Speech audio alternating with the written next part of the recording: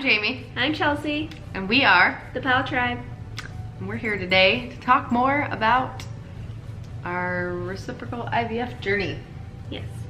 So, the last thing we posted was our experience at our fertility appointment. And we left... Consultation appointment. So, we left that like really super excited, very overwhelmed. My brain was like spinning the rest of that day. And just like with the amount of tests and things that needed to happen. But I felt like pretty good in leaving. Yeah. And then later in the evening, I started like just like reflecting on how the day went, and I was thinking about like the interaction with the doctor, and it wasn't bad by any means, but it wasn't what's the word I'm looking for? Personable? Yeah, really? personalized. It wasn't personalized, and we didn't really spend any time with the doctor, and no one there asked any questions about us. You know, hi, who are you? Why are you here? How many children do you want? You know, why did you choose this?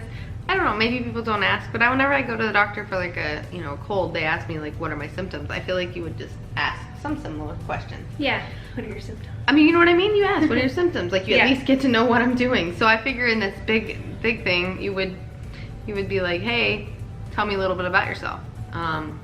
Nothing. And so I started just kind of thinking about it, and it was kind of just weighing on me. And then she got a phone call. I got a phone call from the lady in financing, and she kind of went over some of the, like, so we went over like all the tests that the doctor said I was gonna have to take or whatever, right? And so then she was like, are you sure? I forget which test it was, but she was like, are you sure you want to do this test? And I was like, yeah, we're doing that because in the future we want to use my eggs for future pregnancies. Yeah. And she's like, okay, well, that test is only good for a year, so are you sure you want to do that? And I was like, oh, I wasn't given that information in the appointment because I'm not looking to like go back into like doing this like within a year. No. Because I mean 9 months I'm gonna be hopefully carrying a baby, so no, I'm not really interested. Yeah. So then we talked a little bit about that. She's like, okay, I just want to go over that with you. And then she let me know that with my insurance, because my insurance like starts over on the 1st, which means like October.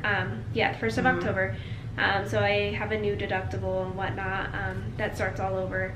And basically she told me that it takes about 2 to 3 weeks to get a doctor's authorization sent through to my insurance in order for anything to like kind of start happening with testing wise. So with that happening, like, all right, so then we'd have to wait for that. Like, it's just like she crazy. Like, well, yeah, she said that like we were gonna start next cycle because we have to wait for the authorization, which I was ready to do my right now. So then there was 30 days delay already. Yeah. And then because it starts over October 1st, she said she can't even ask for the authorization until the 1st, and then it takes 2 to 3 weeks. So now we're looking at November to start. And just the testing. Just the testing. And so we were like, okay, she said it's because we switched insurance, like your insurance is switching. So we called the insurance and we were like, is anything really switching? Because we still have United. But like, is it just the deductible? And they're like, yeah, you guys, the member number, the group number, everything is the same. Your deductible starts over and it's lower. So like, okay. So so I called the financing lady back, and she's like, well, unfortunately it doesn't matter because she has to wait for, you know, whatever the new insurance, like, right, to be able to do anything. So yeah, and so I don't know, it's just like kind of like a little bit stressful, and like it was disappointing. And then I was like, well, can we just go ahead and schedule the testing, and then in the meantime you can like wait, like you can, you know, send in whatever. And she's like, unfortunately no. And I was can't like, even start it.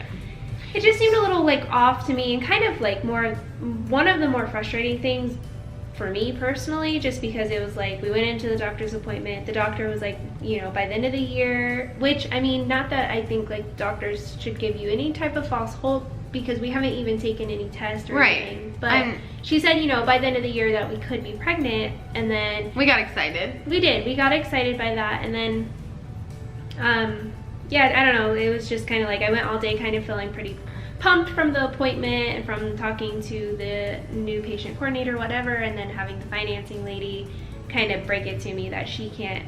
I don't know, and I think it might be because the center is outside of my network that it could be harder to get it harder. approved, maybe. Yeah. So, you know, we were disappointed. We were like, wah wah, and she was, you know, visibly upset, and like I was trying to figure stuff out. And we have from the beginning, well, there's a couple different fertility clinics that we were like considering, and this one, you know, we've heard good things about this one and this doctor, and we know that somebody knows someone that has a baby through this.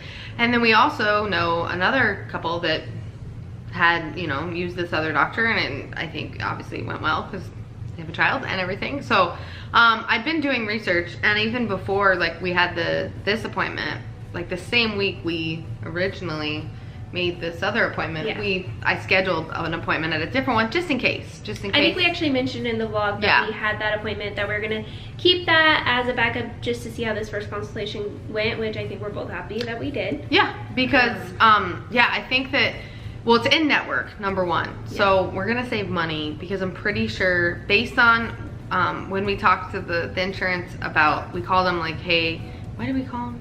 We called them the other day, about the group number and make sure it wasn't changing. And we also asked them one more time about all the questions we have, like what's covered, you know, and they were explaining, you know, blood tests, that type of stuff should be covered, 80%. And then we asked them about IVF, and she went through the whole qualification thing again. And then it became just pretty clear. I was like, okay, so is IVF covered, like at all? And she's like, no. So I'm like, okay, so even if we were a straight couple that had been trying for a year, and I was under 44, and you know the stars were aligned, and we ate all the things, whatever they need, it's not covered. So it's not covered by the insurance at all. So that was just like, okay, I feel like we finally have an answer that makes sense. Yeah. Because it's just not covered. So in thinking about that, you know, the outside costs that we're gonna have to spend right up front, it might be worthwhile to go to an in-network clinic. And so I think the reason we were really wanting to go to this other one that we just went to is because we felt like it would be a really personable experience. The way that they presented themselves in the seminar was a very, we're family, you know, we get personal attention. And I didn't really feel like that. And so I'm like, okay, well, this other one, which I think has better ratings and better success rates, higher success rates. I mean, they've been around a little bit longer than the other centers. Definitely longer, more experience. If they're providing not the greatest, like, I mean, I don't know, even if it's not the most personable, we're not getting it anywhere else, so there's really not, I'm not seeing a lot of reason to go over to this other one and spend more money for an experience that we can get same place. Else. So, and like, we were filling out the new patient paperwork for that center today, and we came across that it takes up to 10 business days. Yeah, it says it takes 10 for them to put in, you know, whatever for my insurance. And considering we have an appointment, on the 19th of this month, and considering that we can get all our testing done with our that said, hopefully next cycle. We still have to talk to the doctor. And we don't know, because if they might have the same policy that because our insurance starts over on October 1st and they feel the same way or whatever, that we could run into that as well. But I don't see any reason why that should be an issue. So I'm hopeful that this is good. And you know, it's I have a friend who, like I spoke about in the last video, that, you know, just went through you know, the egg retrieval and all that. And I mean, she's pretty well versed in all the testing, and she's just went through it. And so she called me after watching the vlog and was like, okay, first of all, you guys, way too many tests. Like, there's too many things they're trying to do. And unfortunately, doc, it's a business. And so we don't know. I can't even pronounce the name of the test. I don't know the first thing about what it is. So we did agree that we thought in the beginning that maybe we would want to run her tests, like on her, like fallopian tubes and that type of stuff, because we thought, but we didn't know that it only lasted a year. So, you know, they didn't say that. Or really talk about like our vision for our family. Right, or anything, or how long this wants to go. So one thing, there's like some things that really stood out from that conversation that kind of red flagged me about the fertility clinic that we just left. Number one, so there's a test Okay, I'm gonna make sure I'm clear here. So the sonohistogram, they wanted her to do that on the next cycle. And that is the one where they go in and they just like check for polyps or any abnormalities. They don't necessarily need to do it on the next cycle because, I mean, yes, they could see it, but even if it was there or nothing was there, they'd still want to do it again right before we go to do the transfer. So there's really no reason to do this test twice. And it's not terribly expensive, but it's money. Yeah. So we were gonna end up having to do this test the next cycle, then go through the process of me doing this, and then guaranteed they'd wanna run it again before the transfer. So yeah. No reason to do that. We don't know that, but now we do. Then there's a $3,500 test they were gonna put her under for. It's to, you do this test, apparently. It's the hysteroscopy, I don't know how you say it. Scopy? Whatever, it's that one, and you typically don't do that one unless you find abnormalities during this other test I just listed. And you go up there and you double check and you would like remove those. Yeah, and it's a $3,500 test, and they were just gonna have her do it.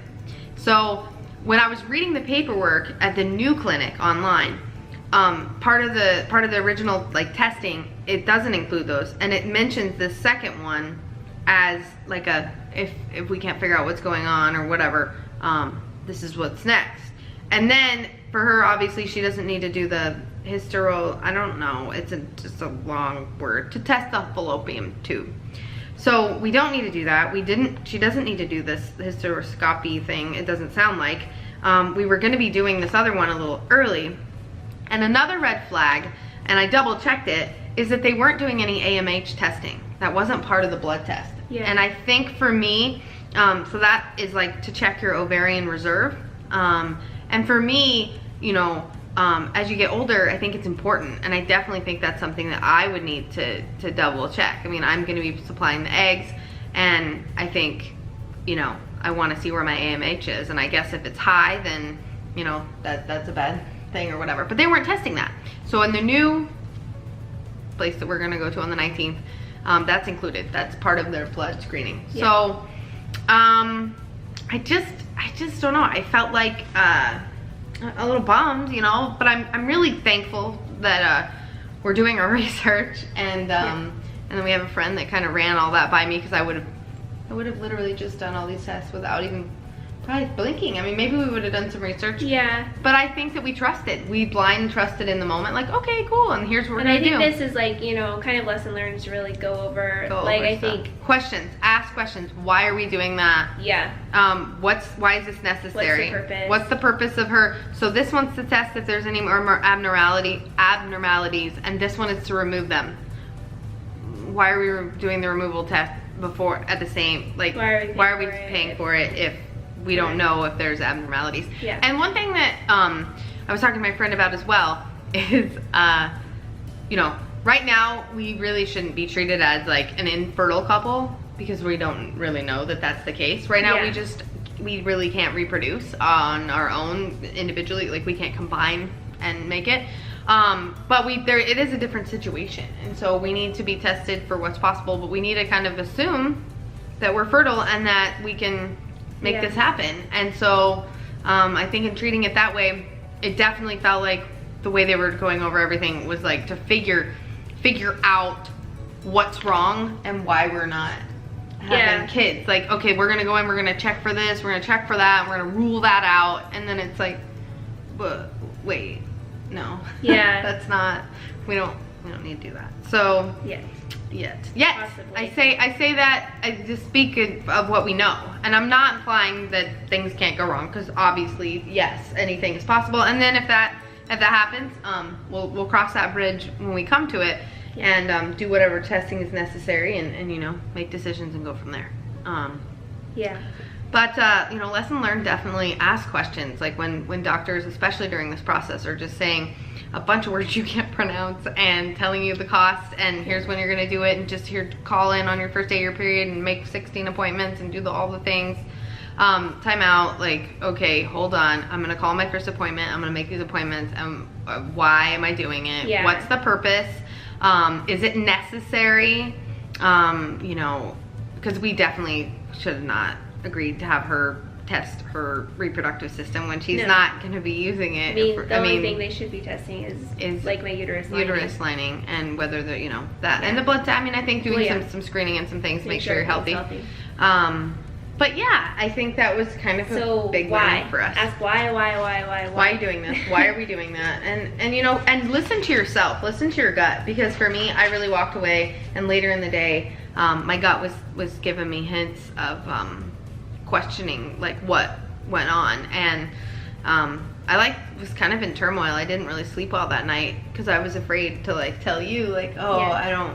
I don't know about this clinic, I don't know, and I was afraid you'd be disappointed. But I think it was obviously she was you listened and you know, heard what I had to say, and I think communication is key, and just voice it, you know, and be open to your partner. This is a partnership. Like, definitely. I mean, you know, we're choosing this together, and that we're, you know, like, obviously if you're not comfortable, just communicating, like, well, I don't know, all the feelings, you know, all the doubts or even the positive feelings, and just, I mean, just being open and supportive with each other. A partnership that you're both in this to create this child. You're both choosing, you know, how you're going to go through the process together, and you know, how you're going to support each other. And it's not easy. I mean, it was, as weird as it sounds, just leaving that day, I felt a lot. I felt overwhelmed. I felt pretty heavy. I felt like there was a lot of decisions, and I don't know. I mean, I feel like there's a lot of waiting ahead and a lot of unknowns, and like so much feels out of our control. You know, like we can be like, hey, here's the insurance. Can you just do this? And they're like, nah, we can't. And it's like, okay, great. But then maybe we don't say okay too. We push it, you know. Yeah. We talk about like, okay, you know, well, we kind of stay on them. Like, okay, can you give it a try? Let me follow up. Let me see.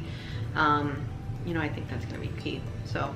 Yeah. I'm just glad to have you as a partner in this. And we're gonna go to a seminar next Wednesday, and I'm actually curious to see how this one goes. I know in the first one, it's not a big deal, but no mention of, you know, same-sex couples, and it left kind of a weird thing. And one thing I noticed at the new clinic too is they're doing a seminar specifically for LGBTQ family building, and that's cool. And I think I'll go to that one too. That'd be cool. Yeah, even if we're in the midst of this, we'll be right in the midst of it. That's fine. Yeah, that's great. It'll be great. It'll be great to be support system and all that. So I think that's our thoughts again. Yeah. I hope you're finding some value out of this. I think I am. When I rewatched it the other day, it was cool to see, because my head was spinning, and then I was able to see my reaction to while she was editing the video. Yeah, when I was editing, it was like, oh yeah, we went to the doctor, really short conversation. Like, I was like, oh, I felt like that in the moment. Yeah, and then I was like, oh, nothing special. Like, both of us had like just very kind of nonchalant, which is, I don't think how you really should feel about after your first appointment to go start your family. Like, it should be, and obviously we were excited because we had a lot of emotions. Like, we were looking forward to the appointment was over, the doctor had told us by the end of the year, like, you know, you're just feeling all kinds of things. And so now, like, I don't know, I'm feeling a little bit more grounded, I think, and like a little bit more humble going into this next one. Like, I think the like whole nerve thing of like, oh, what's the doctor gonna say, like meeting the doctor, obviously we're meeting a new doctor, so that's gonna be a different feeling. And I think it's just sorry, getting a phone call. I think it's just going to be, I think I'll be a little bit more in, you know, and I think we're into the conversation and asking why, and definitely having more you know, a friend who is like, okay, well, this doesn't really make sense, and it's kind of like, oh yeah, you're right, ask that doesn't really make sense. We're starting to take notes. When we came in, we didn't know what to ask. We're like, oh yeah, I made a list. Do you mind if we video in here? I mean, I don't know, like, what do you ask? And now I'm like, oh, there's quite a bit to ask. Yeah, there are quite a few questions to ask. We might even just like post all our questions or something sometime, I mean, as we come about. And I'm hoping that with this next place, I don't know, I'm hoping that it's just like we can meet with the financial people. I'm just hoping there's some more clarity, and we actually are meeting with somebody that they have a baby. They have a baby, an over a year old baby, from the same doctor we're meeting with. So I wanted to meet with them after we went to the seminar so we could create our own like experience. But next weekend we're gonna meet with them and hear about their experience. Yeah, hear about their experience and all the stuff. So I'm really excited. I hope that we can get things moving I mean, along. there's a reason why. Not, I mean, like, I'm not like downplaying the other center, but the other center is a newer center. They hadn't been around as long as this other one we're about to go to, and I think, you know, there's probably a benefit to going to the older center because I think they probably have worked out a lot of kinks. Yeah, that for maybe sure. the newer one hasn't. And one of those kinks being like, you know, kind of playing around with insurance because it's, I mean, our insurance isn't the first one that they've had to deal with, like, you know, rolling over or whatever. Yeah, so. for sure. And That damn insurance. I think the out of network though, I think it really makes The out of network, I think, definitely did affect that. We'll see. I mean, because we're in network. This next one, yeah, I mean, in network. So I don't know. Maybe definitely pay attention to that. I mean, even if you're, you know, really hoping to go to one doctor, I mean, if you're willing to pay out of pocket, that's cool. Or you're willing to wait longer, that's fine too. But if you want to get on it like we do, and are also trying to save a little bit of money for when the baby actually does come, then be a couple expenses I found. Yeah, maybe it could be worth going to the network.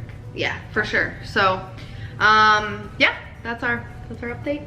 We will let you know how everything goes in the future. Yeah. Thanks for watching. Yeah, we are going to go shopping for sperm.